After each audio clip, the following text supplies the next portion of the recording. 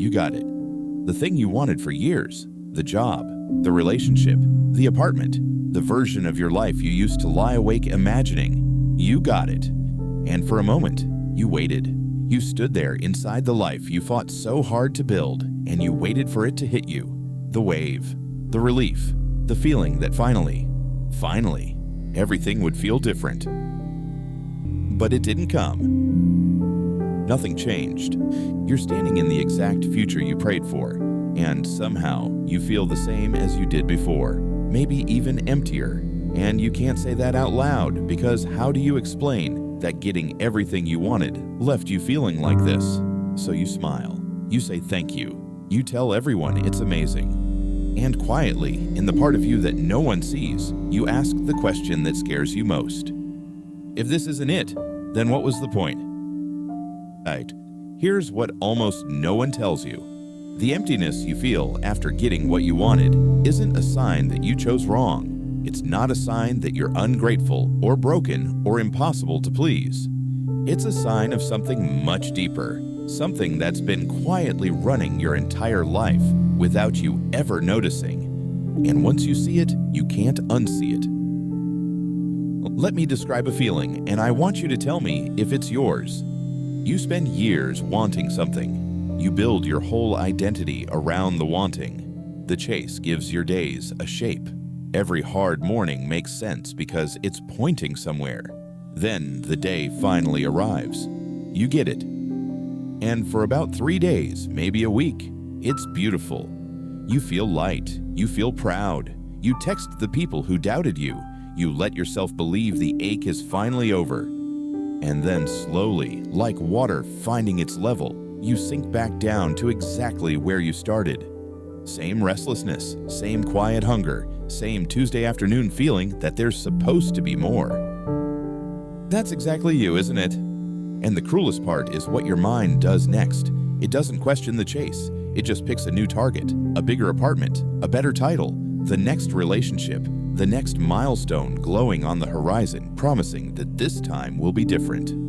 So you start running again toward the next finish line that will move the moment you reach it. Psychologists have a cold little name for part of this. They call it hedonic adaptation, the idea that no matter what happens to us, good or bad, we drift back to roughly the same emotional baseline, win the lottery, and within a year you feel about the same. Achieve the dream, and your nervous system quietly resets the goalpost. It sounds clinical, but you've lived it. You know what it is to want something with your whole chest, get it, and feel the wanting evaporate so fast it's like it was never real. But hedonic adaptation is only the surface. It explains why the feeling fades. It doesn't explain the deeper thing. It doesn't explain why you were never really chasing the thing at all. Stay with me here, because this is where it gets strange. For most of your life, you've been chasing a future version of yourself, not a thing, a person, the you who finally made it, the you who is calm and whole and done proving. You imagine that person living inside the achievement, waiting for you to arrive. So you worked, and the whole time a quiet voice promised, when you get there, you'll become them. But here's what happened when you arrived.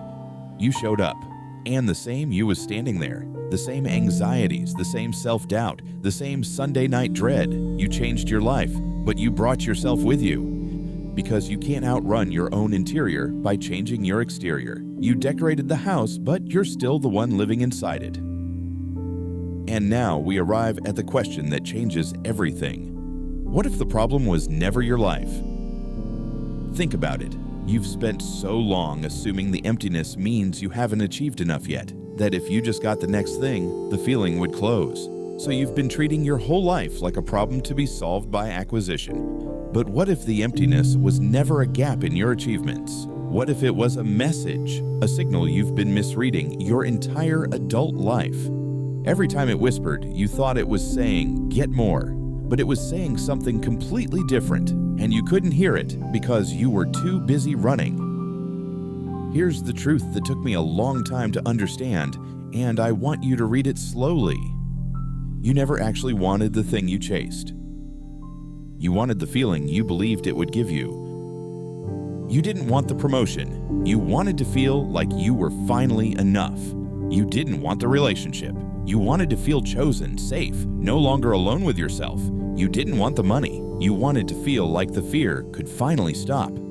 The object was never the point. The object was the story you told yourself about how you'd feel once you had it. And when you finally held the object in your hands, the feeling wasn't inside it, because the feeling was never something you could buy, earn, or win. And this is the part that gives people chills when they finally see it. You can achieve everything on paper while slowly disappearing from your own life. You can become so good at chasing the future that you stop being present for a single second of the now. You optimize, you hustle, you delay every ounce of joy, telling yourself you'll feel it later, after the next thing. And one day you look up and you realize you've spent 10 years living in a future that never arrives, skipping over the only place life was ever actually happening. You got everything you wanted, but somewhere along the way, you lost contact with the person who was supposed to enjoy it. That's the real emptiness. It's not the absence of achievement. It's the absence of you in your own life.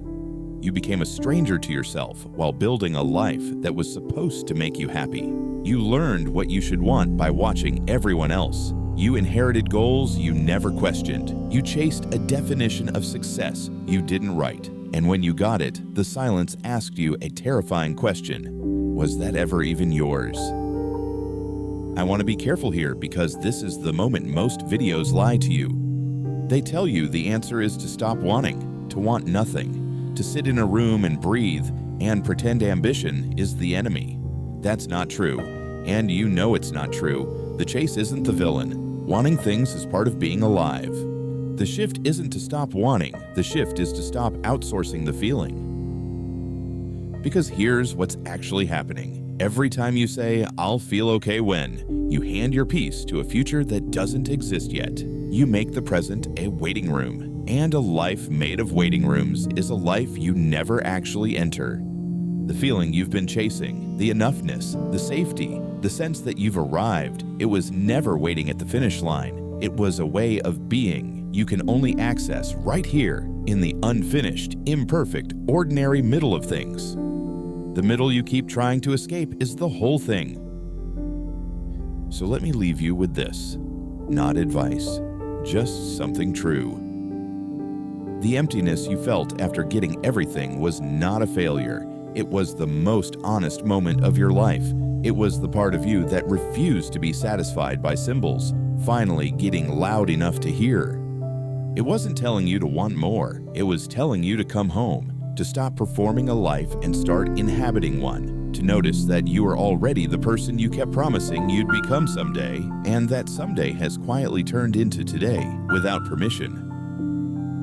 You got everything you wanted, and maybe the reason it doesn't feel like it is that feeling was never going to come from out there. It was always going to have to come from in here. The chase will always promise you a future self, but the only self you'll ever actually get to be is the one sitting here, right now, reading the silence after the goal. Don't run from that silence. Listen to it. It's been trying to tell you who you are this whole time.